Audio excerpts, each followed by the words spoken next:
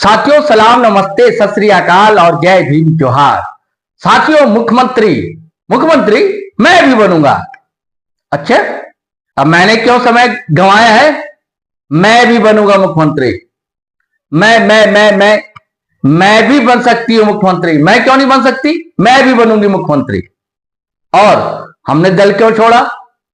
हमें क्या कमी थी वहां भी मुख्यमंत्री बना था मैं भी बनूंगा मुख्यमंत्री। तो साथियों ये कहानी चल रही है आजकल, कई जगह चल रही है। मैं सारी कहानी आपको बताऊंगा। पहले झारखंड पर आते हैं। देखिए, भारतीय जनता पार्टी में एक नहीं है, कई चेहरे हैं और सब दिग्गज हैं। बाबूलाल मरांडी राज्य के पहले मुख्यमंत्री, अर्जुन मुंडा उनके बाद मुख्यमंत्री बने, मधु कोड़ा ऐसे मुख्यमंत्री जो किसी दल के नहीं थे, निर्दलीय थे, मुख्यमंत्री बन गए थे, आज भाजपा में हैं। और चंपई सोरेन, जब हेमंत सोरेन जेल जाना पड़ा हेमंत सोरेन को, उसके बाद मुख्यमंत्री बने थे, फिर भाजपा में चले गए। चंपई दास क्यों गए? और कहानी यह भी है कि क्या राजभवन छोड़ेंगे रघुवर दास? झारखंड की राजनीति में आएंगे? देखिए, जमशेदपुर का दौरा लगातार होता है। तो आखिर भारतीय जनता पार्टी का मुख्यमंत्री चेहरा कौन होगा? और मान लीजिए भारतीय जनता पार्टी सत्ता हासिल कर लेती है, प्रयास पूरा है उसका, सारी नीति आजमाई जा रही है, साम दाम दंड भेद कहा जाता है, तो सब कुछ आजमाने को तैयार रहती है भाजपा चुनाव में। और आपको पता है कि आखिरी गेंद तक खेलती है चुनाव भारतीय जनता पार्टी, और रिजल्ट के बाद भी कहा जाता है तो कि खेलती है। आरोप है कि हरियाणा में खेला, वोटिंग के दिन तक खेला, उसके बाद तक खेला हुआ आरोप लगे। तो दोस्तों ये सारी कहानी इस वीडियो में आज होगी, और कई कहानी होगी। ऐसी कहानी होगी कि हो सकता है कि आपको नहीं पता, लेकिन इससे पहले हम चाहते हैं कि आप हमारा चैनल सब्सक्राइब कर लीजिए, ज्वाइन कर लीजिए, और दोस्तों वीडियो धड़ाधड़ फटाफट खटाखट शेयर कीजिए, लाइक कीजिए, कमेंट कीजिए, और थोड़ी देर के लिए ब्रेक दीजिए। फिर अपन मिलते हैं।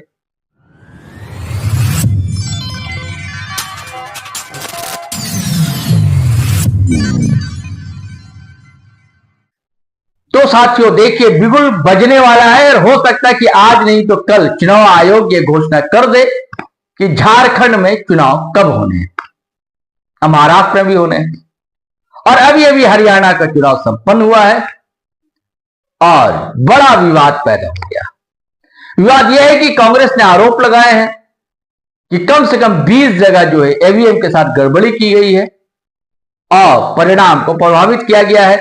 सीधे सीधे कहा गया है कि भारतीय जनता पार्टी के पक्ष में मतदान होता हुआ ईवीएम नामक जो मशीन है विवादित, वह बताती है। तो बात हरियाणा की है। ठिकरा तो फोड़ते हैं हमेशा जब ये हार जाते कांग्रेस वाले, ऐसा विपक्ष भी कहता है और दिखता भी। इसी ईवीएम से चुनाव कश्मीर में हुआ, वहां कोई शिकायत नहीं आई सामने, लेकिन हरियाणा में शिकायतें हैं, बदावता दी गई हैं। बताया गया है कि देखिए 90% चार्ज, हालांकि वोटिंग के बाद ईवीएम मशीन कैसे रह सकती है? जब ईवीएम मशीन की पेटियां खोली गई, जैसे पहले कहा जाता था मत पेटी खोली गई, तो जिसमें 90% जो रिचार्ज से चार्ज थी ईवीएम मशीन, उसमें से 70% वोट भाजपा को मिले। और जो नॉर्मल मशीन थी, यानी कि वोटिंग के बाद चार्ज कम हो जाता है, बैटरी कम हो जाती है, 60% या 70% थी जिसकी बैटरी जो चार्ज थी मशीन, उसमें से वोट जो है कांग्रेस के पक्ष में दिखे। लेकिन खबर तो यह है कि मुख्यमंत्री तो मैं ही बनूंगा, और इसी चक्कर में लुटिया जो है डूब गई कांग्रेस की हरियाणा में। शैलजा लीडर रही, दलित नेता है, उन्होंने लगातार मीडिया में बयान देना शुरू कर दिया कि मुख्यमंत्री मैं बनूंगी, मुख्यमंत्री मैं क्यों नहीं बन सकती, मैं भी मुख्यमंत्री का चेहरा। हालांकि शैलजा अपने जो पसंदीदा उम्मीदवार थे उनको टिकट दिलाने में कामयाब नहीं रही, ज्यादातर टिकट उन्हें मिली, वरद हस्त जिन पर भूपेंद्र हुड्डा का रहा। वही भूपेंद्र हुड्डा जो 2 टर्म वहां के सीएम भी रह चुके हैं, कांग्रेस के सीनियर लीडर। लेकिन उन ताऊ को भी क्या हड़बड़ी थी कि अब मुख्यमंत्री तो मैं ही बनूंगा। अरे आप नए लोगों को जगह दे सकते थे, लेकिन नहीं, मैं बनूंगा या हमारे साहबजादे बने, भूपेंद्र हुड्डा बने, जबकि वो सांसद भी हैं। और दोनों जो है दरअसल दोस्तों, जो एक दूसरे के पसंदीदा उम्मीदवार थे, जिनको टिकट दी गई थी, उनको हरवाने में लगे। अब तीसरे एक और रणदीप सुरजेवाला, वो भी उम्मीदवारी अपनी बता रहे थे डंके की चोट पर कि मुख्यमंत्री तो मैं बनूंगा, जबकि बहुत कुछ किया नहीं उन्होंने चुनाव में। सारा ध्यान उनका दिल्ली में रहता था, राष्ट्रीय राजनीति में, अब दिल्ली में रहते भी थे। उनके साहबजादे भी को भी टिकट मिली थी। अगर गए भी वो प्रचार के लिए तो अपने साहबजादे के विधानसभा क्षेत्र में ही प्रचार किया और थोड़ा बहुत इधर उधर प्रचार किया, लेकिन मुख्यमंत्री तो मैं बनूंगा।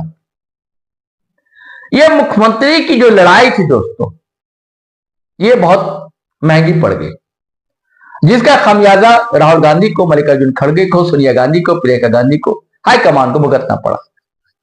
अगर मुख्यमंत्री से अलग बात करें तो एक आरोप केसी वेणुगोपाल पर भी है, जो संगठन महासचिव हैं कांग्रेस के। कहा जाता है कि उनकी तूती बोलती है। राहुल गांधी, मल्लिकार्जुन खड़गे, सबसे ज्यादा अगर कोई पावरफुल है कहा जाता है दिल्ली दरबार में तो केसी वेणुगोपाल। उन्होंने भी अपने पसंद के लोगों को टिकट दिलवाई थी और वह भी चुनाव हार गए। तो ये मुख्यमंत्री की जो लड़ाई थी दोस्तों, इसने किरचिया जो है बिखरा दी कांग्रेस की हरियाणा। और यही खेल कहीं यहां तो नहीं खेलेंगे कांग्रेस, ऐसी भी खबर झारखंड की बात कर रहा हूं, क्योंकि इनकी लगभग परंपरा सी रही है कांग्रेस के अंदर, पता नहीं क्यों। अब मध्य प्रदेश को याद कीजिए आप, मध्य प्रदेश का चुनाव कांग्रेस तो जीत गई थी ना, कमलनाथ मुख्यमंत्री भी बन गए थे जबरदस्ती, जबकि दिग्विजय सिंह, कमलनाथ और ज्योतिरादित्य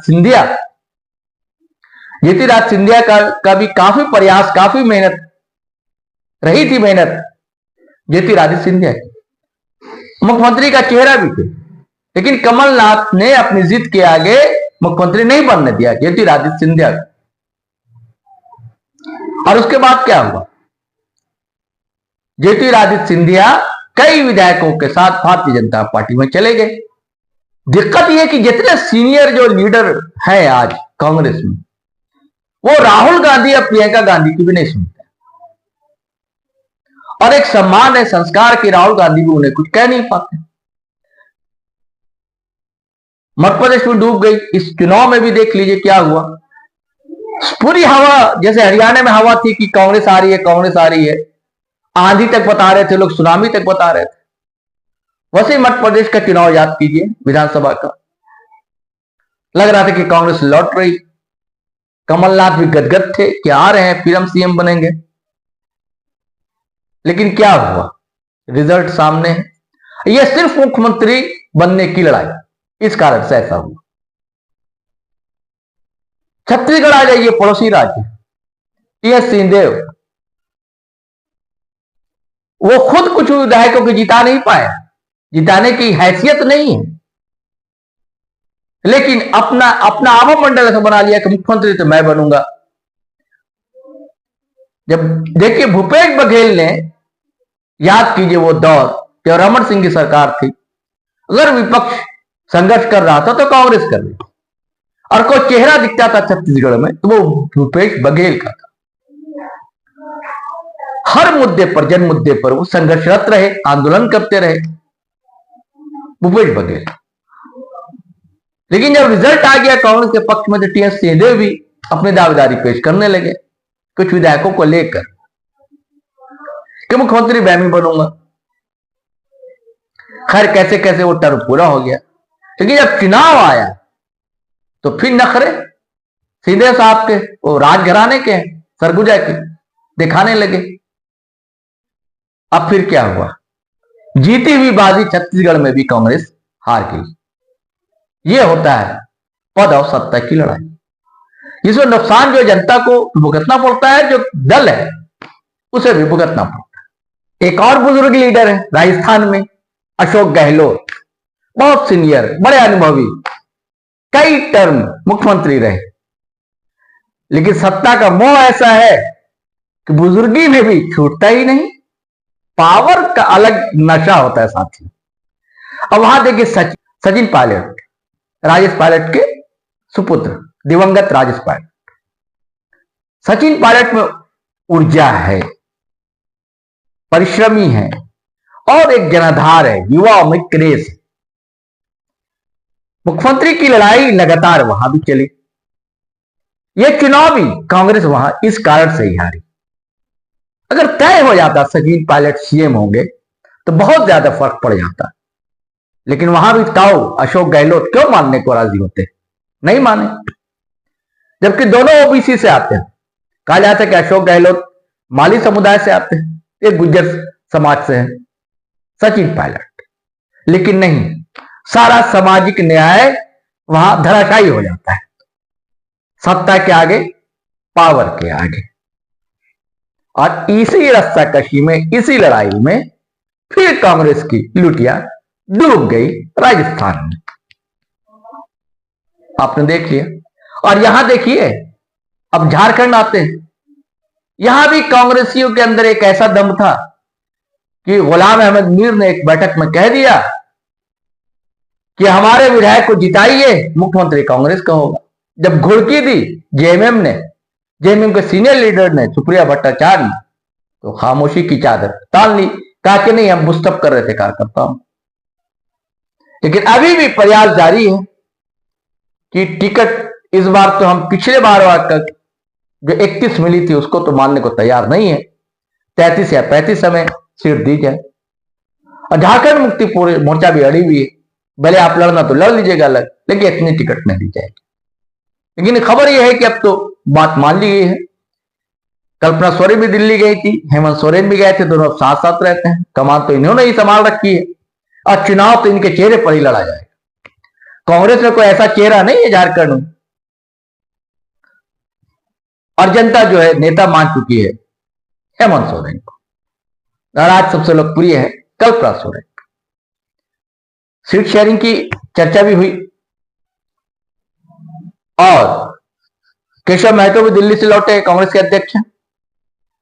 उन्होंने भी कहा कि सब कुछ तय हो गया है लगभग। हालांकि आज बैठक है जेएमएम की, कैबिनेट भी है, बैठक भी है पार्टी की, जिसमें विधायक, सांसद सब शामिल रहेंगे। फिर कांग्रेस भी बैठक करेगी, तो ये सब भी तय 1-2 दिन के अंदर हो जाएगा। लेकिन बात मुख्यमंत्री की कौन होगा? कांग्रेस ने मुख्यमंत्री के चक्कर में 2-3 स्टेट गंवाए हैं। मुझे अब नहीं लगता है कि ऐसी गलती फिर राहुल गांधी या मल्लिकार्जुन खड़गे झारखंड में दोहराएंगे। वो नहीं चाहेंगे कि इंडिया अलायंस जो है वो टूट जाए यहां भी।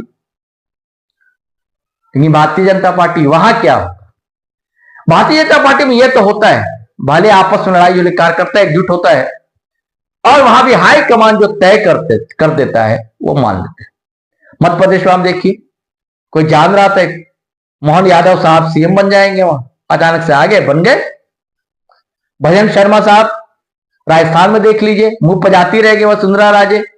मध्य प्रदेश में शिवराज सिंह चौहान मुंह पजाते रह गए, लेकिन सीएम कोई और बना।